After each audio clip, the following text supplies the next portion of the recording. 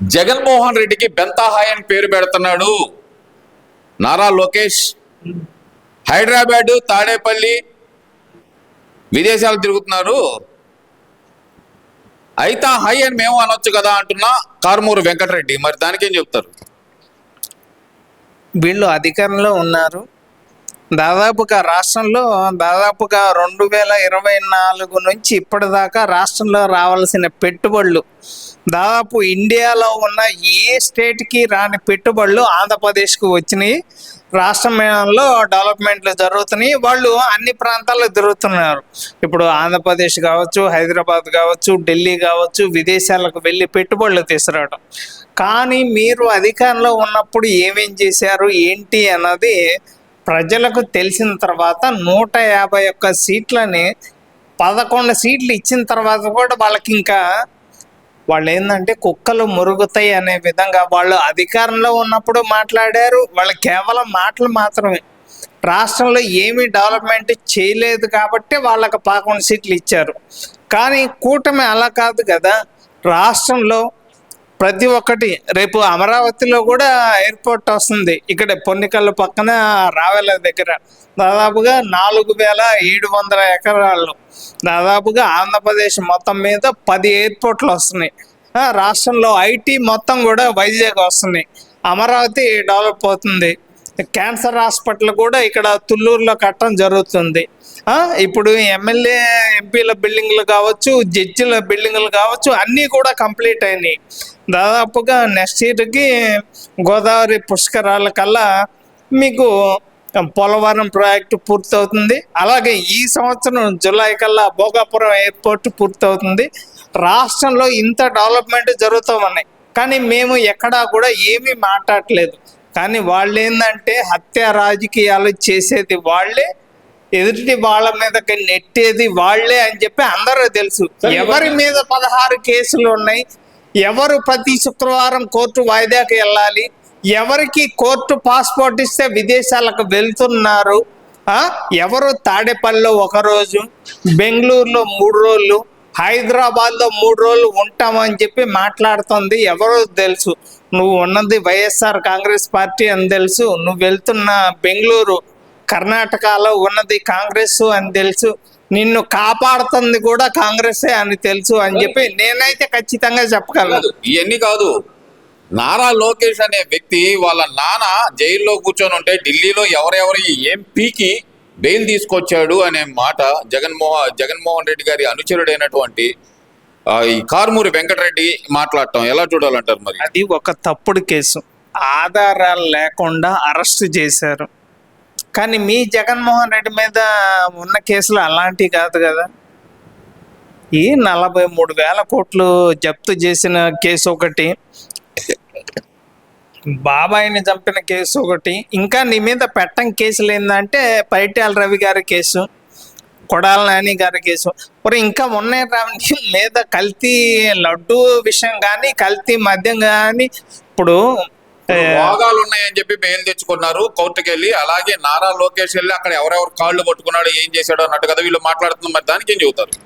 ఒరే, నువ్వు కింద కూర్చుంటే పైకి సింగిల్గా లేవలేవు, ఒంగోని కొబ్బరికాయ కొట్టలేవు. ఈ మాటలన్నీ ఎందుకు చెప్పు మాట్లాడతావు నువ్వు? ఒంగోని కొబ్బరికాయ కొట్టలేని వాళ్ళు కూడా ఇలాంటి మాటలు మాట్లాడితే, ఒరే బాబు గారు ఇప్పుడు కూడా తిరుపతి కాలినడకన కొండమీదకి వెళ్తారు, నువ్వు వెళ్తావా? అరే పందెం ఏం పెడుతున్నారా? నువ్వు గనక బాబు గారితో కాలినడకన పోయి మెట్లకి వెళ్తే పోరా సీఎం సీట్ నీకు ఎత్తపో. ఏంద్రా నువ్వు నడిచేది? అరే 76, 77 వయసులో మేము తిరుపతి వెళ్తేనే మెట్లు, అరే కొద్ది దూరం వెళ్ళటం, కూర్చోవటం, మంచినీళ్ళు తాగటం. కానీ ఆయన అట్లా కాదే. ఒరే, ఆయన ప్రెస్ మీట్ పెట్టాడు అంటే నా కాళ్ళ నొప్పులు అవుతున్నాయిరా, మేము కింద కూర్చోకుండా ఎప్పుడు ఆపుతాడురా బాబు ఈయన అని చెప్పి మాట్లాడుతున్నాం. మొన్న 100 నిమిషాలు మాట్లాడాము. అరే నువ్వు కింద కూర్చుంటే లేవలేవు, ఎందుకురా నీ మాటలు ఎవరు చెప్పు? ఒరే నువ్వు కొబ్బరికాయ కొట్టాలి అంటే రాయి ఒకటి పైకి ఎత్తాలా?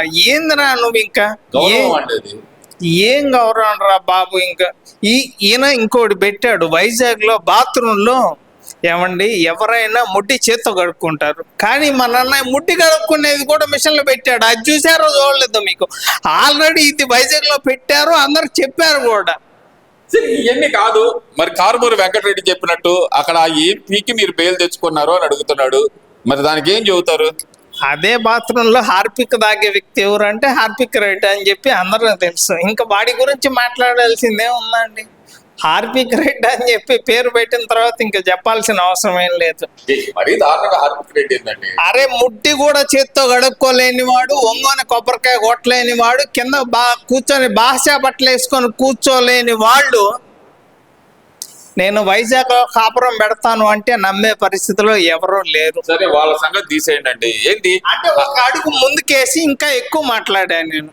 అంటే అంటే ఇప్పుడు మళ్ళీ నేను మాట్లాడకూడదు, నా మీద ఇంకా మళ్ళీ ఫైర్ అయ్యేది ఎవరు అంటే టీడీపీ వాళ్ళే.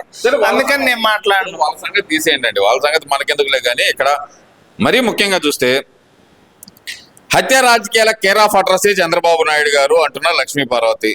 దానికి ఉదాహరణ ఎన్టీఆర్ గారి దగ్గర నుంచి బెల్లి లలిత వరకు ప్రతి ఒక్కళ్ళే చనిపోయటానికి కారణం చంద్రబాబు నాయుడు గారు అంటూ ఆమె చేస్తున్న వ్యాఖ్యలు ఎలా చూడాలంటారు? మరి 4 సార్లు సీఎంగా చేసిన బాబు గారి మీద నువ్వు నిందలేస్తున్నావు అని తెలుసు, కానీ ఒక్కసారి సీఎం అయిన జగన్మోహన్ రెడ్డి నేను మంచోణ్ణి అని చెప్పిన పాపానికి లేపి తన్నించుకున్నారు. పార్థసారథి రెడ్డి నిద్రపోతున్నాడు, లేపి తన్నాడు. తంతే ఆయన చెప్పాడు, మీ తాత 1962 నుంచి అప్పుడే రౌడీ షీట్ ఉంది, ఏదన్నా పండగ వచ్చినా పబ్బం వచ్చినా కూడా మీ తాత స్టేషన్కి వెళ్ళిపోతాడు. ఒరే, నీ పెళ్ళికి కూడా పోలీసులు పర్మిషన్ తీసుకొని వచ్చి అక్షంతలు వేసిన విషయం అందరూ తెలుసురా. ఒరే, ఆవుని ముక్కలు చేస్తే వాళ్ళ ఇంట్లో ఉన్న లేడీస్ చెప్పారు, ఏ విధంగా అయితే ఆవుని చంపారో అదే విధంగా మీ కుటుంబంలో ఉన్న ప్రతి ఒక్కరు కూడా ముక్కలు అవుతారు. రాజారెడ్డి, వైఎస్ రాజశేఖర రెడ్డి, వివేకానంద రెడ్డి, అతన్నైతే నిజంగా పార్థసారథి రెడ్డి కూడా అసలు ఎంత ఘోరంగా చంపారో చెప్తున్నారు. నరికి నరికి నరికి కాళ్ళతో తన్ని. ఇక దస్తగిరి చంపింది ఈయనేమో జగన్మోహన్ రెడ్డి ఏమో బాబు గారు అంటాడు. ఒరే, నువ్వు చంపించింది నువ్వే, బాబు గారు అధికారంలో ఉన్నప్పుడు గొడ్డలి నా చేత నరికిచ్చావు. అవినాష్ రెడ్డి ఫోన్ ఇచ్చాడు, నీతో మాట్లాడిచ్చాడు, నువ్వు మొత్తం వాళ్ళు చెప్పినట్టు చెయ్యి, నిన్ను నేను కాపాడుకుంటాను అని చెప్పాడు. ఏ క్షణానైనా అవినాష్ రెడ్డి అరెస్ట్ అయ్యే సూచనలు అయితే నాకైతే కళ్ళకు కట్టినట్టు కనపడుతున్నాయి అని చెప్పి నేనైతే చెప్పగలను. ఇంకా ఎవరెవరు లోపలికి వెళ్తారు అనేది ఇంకా చెప్పాల్సిన అవసరం లేదు. Exterior, inferior, you know I'll always be a bit superior. Get off of me, this ain't no humble brag. I want you to hear words, you can say them back. I want you to feel free from the chains that last, and to believe in what you got, it was built to last, yeah. Now that I've been put through hell, I never got anyone's help. సరే, ఏమో సంగతి తీసేయండి అండి, ఆ సంగతి మనకెందుకులే. కానీ మరి ప్రొఫెసర్ నాగేశ్వరరావు గారు ఏంటంటారు?